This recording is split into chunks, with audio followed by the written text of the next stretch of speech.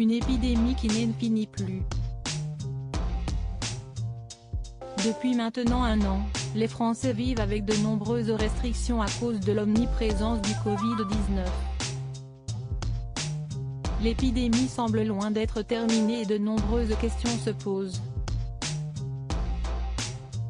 Ainsi, Jean Castex s'est rendu à l'Assemblée nationale ce mardi 16 mars, afin d'apporter plus de précisions. Lors de son discours, il y a une phrase qui n'est pas passée inaperçue: « Nous sommes dans ce qui ressemble à une forme de troisième vague », a-t-il d'abord expliqué avant d'ajouter: « Celle-ci est caractérisée par des variants nombreux dont le variant britannique qui prend une place de plus en plus importante.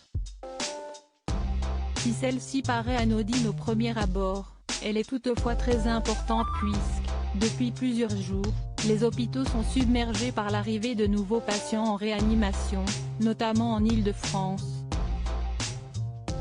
Ainsi, beaucoup d'entre eux sont quotidiennement transférés dans des hôpitaux de l'Ouest, comme Bordeaux ou Nantes. De plus, le nombre de contaminations semble repartir à la hausse. Des chiffres affolants qui montrent que la situation devient de plus en plus ingérable. Lors de son discours, Jean Castex a rappelé que l'épidémie de Covid-19 est présente en France depuis maintenant un an.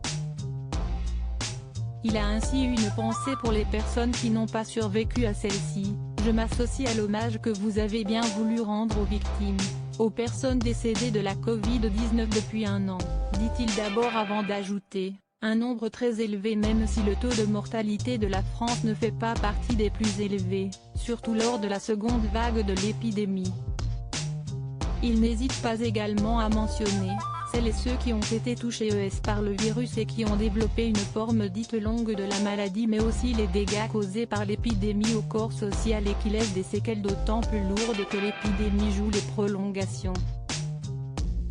Alors que le Covid-19 est omniprésent dans le quotidien des Français, lors d'une interview accordée à Samuel Etienne ce dimanche 14 mars, le Premier ministre a précisé que la fermeture des établissements est un crève-cœur pour lui. En effet, il a indiqué: « Fermer pour moi des restaurants, des bars, c'est très douloureux. C'est un art de vivre à la française, pas seulement un secteur économique mais on sait que c'est l'un des lieux où l'on se contamine le plus. » Il a ajouté qu'il espère toutefois que les Français pourront partir en vacances cet été. Un nouveau confinement pour l'Île-de-France? Depuis plusieurs semaines, les chiffres semblent repartir à la hausse et la question du confinement régional est au cœur de l'actualité. Je ne l'ai jamais caché, je l'ai toujours dit. S'il est nécessaire, nous y procéderons, a rappelé Jean Castex lors de son entrevue avec Samuel Etienne. Et concernant la situation en Île-de-France, je prends les mesures qui s'imposent compte tenu des situations locales et territoriales. Il y a en Île-de-France des départements qui ont dépassé le seuil d'alerte maximale, comme en Seine-Saint-Denis. Ainsi, si un confinement s'impose, c'est donc la globalité de l'Île-de-France qui sera confinée, a-t-il conclu.